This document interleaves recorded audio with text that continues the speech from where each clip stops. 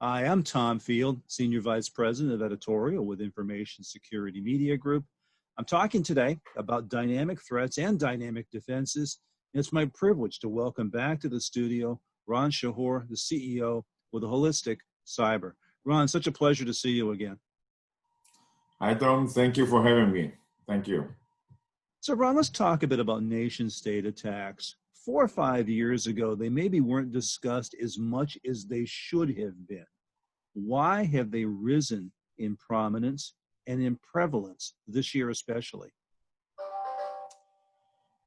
You know, Tom, 26 years ago, when I actually established the first cyber attack defense program in Israel, which was by far the first around the world, people said this young general has lost his mind. You know, he's investing in science fiction that would probably never happen. And your question is some kind of a deja vu for me, because 4 years ago, where we were traveling all over the Europe and US and preached that the balance between attackers and defenders was totally broken. And attackers became much more aggressive, sophisticated, and bold, and defenders could not react. Some of the organizations, some of the CISO understood it, but most of them have no idea what are we talking about. Now, unfortunately, the recent few years and the last few months in particular, the huge attacks, the democratic attack in the US, the parliament in London, Angela Merkel in Germany, Sony attack, the recent few months, huge global Chinese attack over almost the entire world is a wake-up call for everybody. And today is a common knowledge that attackers that are using nation states owned tools that was leaked to the darknet and are heavily supported, backed, and even instructed by nation state are in a different league than what they used to be a few years ago, and defenders could not react properly because they don't understand and they're not familiar enough with the attacker technology, methodology, and way of operation. So today is a common knowledge. Many people talk about it, but only few people know how to react and how to prevail this sophistication and aggressiveness. Now, Ron, I'm optimistic enough to think that the global pandemic might have a positive influence, that it's an experience we're all going through together globally. We have the same issues, the same challenges. How have geopolitical tensions eased or changed, if at all, since the advent of the COVID-19 pandemic? Good question. Now, so no doubt COVID-19 is a huge global historical event.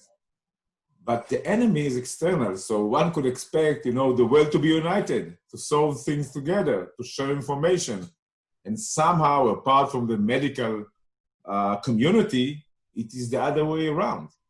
Countries are blaming each other, not sharing information, conspiracy theories, and the like. And we all aware from the past and from today that geopolitical tension is a huge boost to nation-state grade cyber attacks. Now, the combination between this geopolitical tension and the working from home, that was the experience of almost 100% of the organization, that created huge amount of vulnerabilities because of the change of the structure, is a huge opportunity for attackers, and this is what we are experiencing now. Now, talk to me a little bit about Holistic Cyber. How have you helped organizations to stand up dynamic defenses against these dynamic threats? So I think the first step is helping our prospect and client to adopt a new approach, to understand that in order to cope with this level of sophistication and aggressiveness and do it with obviously limited budget, one must to prioritize, to be able to be strong enough to take calculated risks, because not willing to take risk is creating actually a much bigger risk to your company. One needs to know to build a flexible defense that could cope with all the constant changes of the attackers as well. And this flexible defense need to be based on high level of automation in order to be more efficient.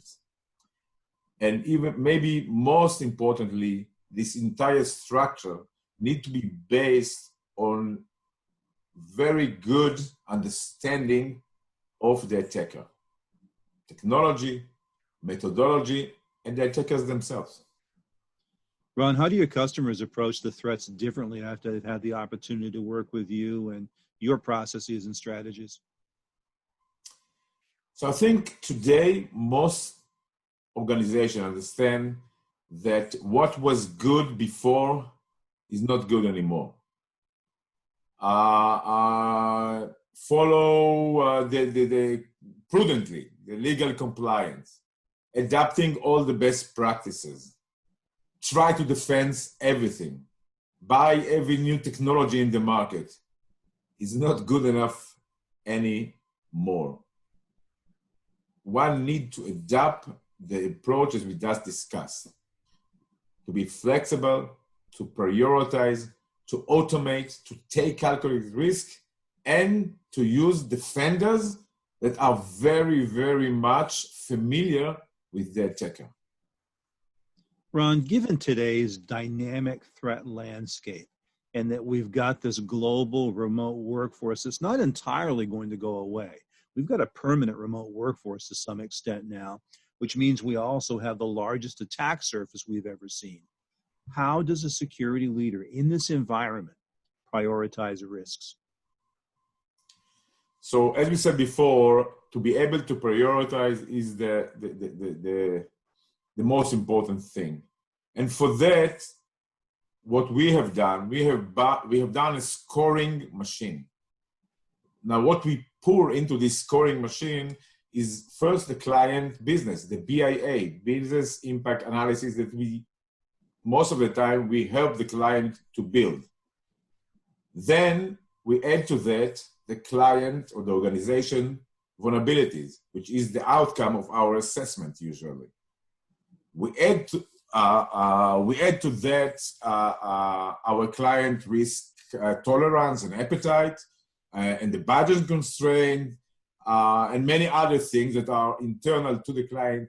But the secret sauce is to add to that the attack surface, the attack vectors as well, and then calculated it within our machine. And the outcome of it is actually a defense plan that we offer the client for the next 2-3 years. And then usually we help him to implement it. Ron, always a pleasure to catch up with you. Thanks so much for spending time with me today. Please stay healthy, stay positive. I look forward to seeing you again in person one day soon. Thank you very much. And let me just add last things. You know, as I said, the COVID-19 is a huge global event. And the bottom line that people need to realize that the combination of working from home and geopolitical tension created a huge event to the cybersecurity defense industry and to the organization usually. So today, the bottom line is that anyone and everywhere and actually anytime is a potential target for a nation-state grade or nation-state attack. Very well said. Again, I've been speaking with Ron Shahor, the CEO of Holistic Cyber for Information Security Media Group. I'm Tom Field. Thank you so much for watching today. Thank you.